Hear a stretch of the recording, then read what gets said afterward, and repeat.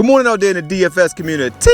It's Vaughn, the Stat Man, coming into your YouTube airwaves, and welcome to the Stat Room. Woo! How is everybody doing this wonderful, wonderful morning? All right, ladies and gentlemen, so before I get into these picks, let me introduce myself.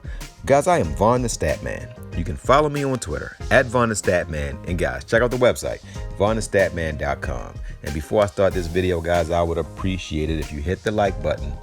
And if you would also leave a comment, because the comments and the likes is how my channel grow. So just do me that courtesy. So guys, let's get right into it. All right, guys, so I'm going to break down a few of the games. And we're going to start with Philly at Miami. Now, in this game, you got Carson Wentz going up against Fitzpatrick. Carson Wentz is talent deficient at the moment. And Fitzpatrick has been, he appears to have resurrected his career, guys. He has been doing extremely well these past few weeks. Let's look at Carson Wentz's numbers real quick, guys. Now, he has played 3 tough defenses in Seattle, New England, Chicago, and Buffalo. So 4 tough. And he put up 12, 10, 15, 14. He will get a break in Miami, but the only thing is who will he be throwing it to? Aguilar. He has a couple other guys that are not really proven. Now, if he has Jeffries, if Jeffries come back, I love Jeffries in this matchup. Now look at Fitzpatrick. His last 4 games has been Cleveland, Buffalo, Indiana, and the Jets. Cleveland, he outdueled Baker Mayfield, just like I told you guys he would, and he put up 12, 14, and 23. He balled out against the Jets, 24. Now he's going up against a Philly defense that has improved, because they used to be the 31st ranked. They're now the 12th ranked because they got some guys back. But I still say Fitzpatrick is going to be able to put up points. Now, will he put up a 25 burger like he did last week? Maybe not, but I think he can get you 18 to 20. That 74 won't kill your lineup. Now let's look at the running back position in this game.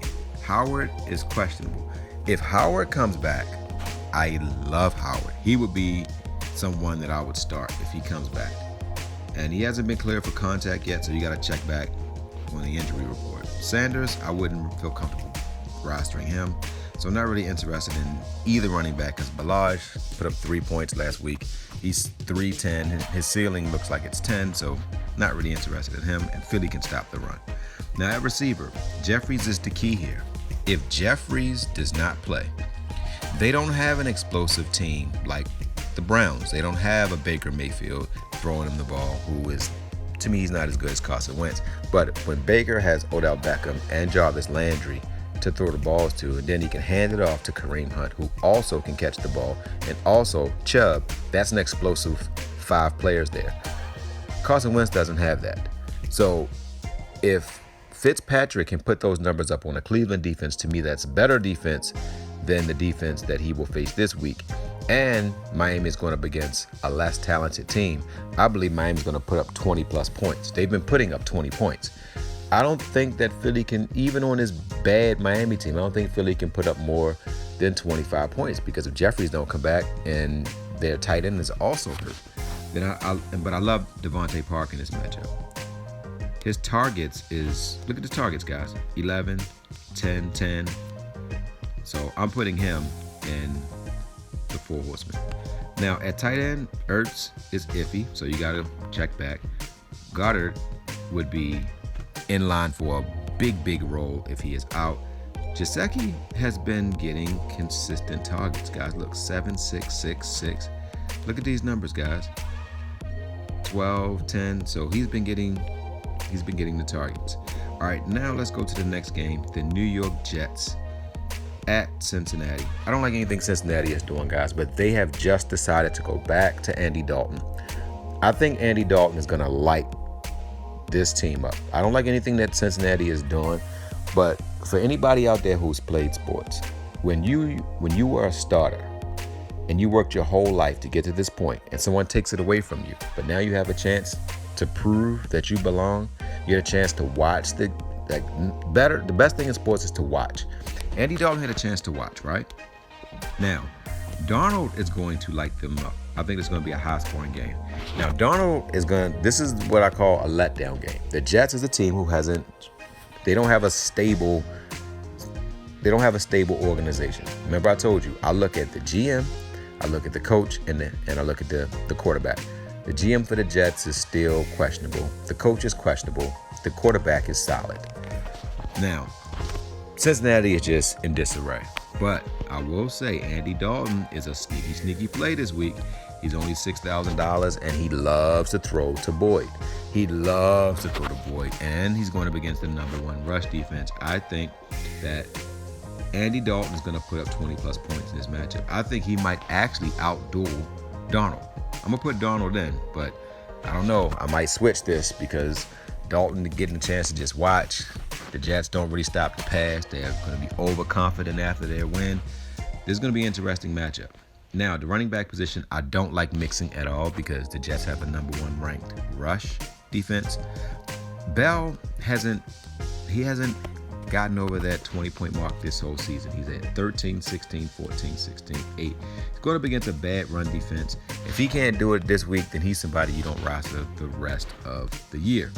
Now, at the receiver position, A.J. Green is questionable. I don't think he plays. Crowder is someone to consider.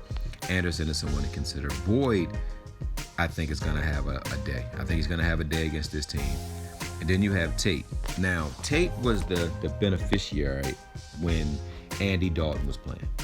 He was getting targets out of this world. Andy Dalton was getting the ball to Tate. So I like Tate in this matchup as well. Now, at the tight end position, Griffin has been on point. The last two games, he scored touchdowns in back-to-back games. So Griffin is someone you can consider. Now, Eifert, his fantasy value goes up with Andy Dalton. If you look early in the year, he was getting 4, 5, 9.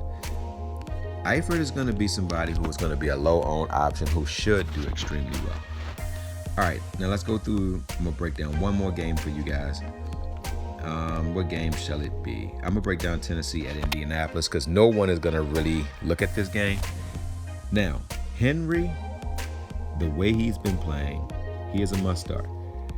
Even though the Colts have the seventh ranked rush defense, I still say Henry is going to get at least 20 points because they lean on him. Mack is questionable, but no, Mack is out. My apologies, guys. Williams has had 100 yards in back-to-back games. So if you look at his numbers, he's had 26 carries, but look at his carries. Now his targets are going up. I love him in this matchup because you can run on Tennessee. They're the 12th ranked rush defense, which means that they're not top 10. They're like right in the middle. So you can run on these guys. Now, Hilton is out. I don't like Pascal. Humphreys is someone who I wouldn't consider. You got Davis and Brown.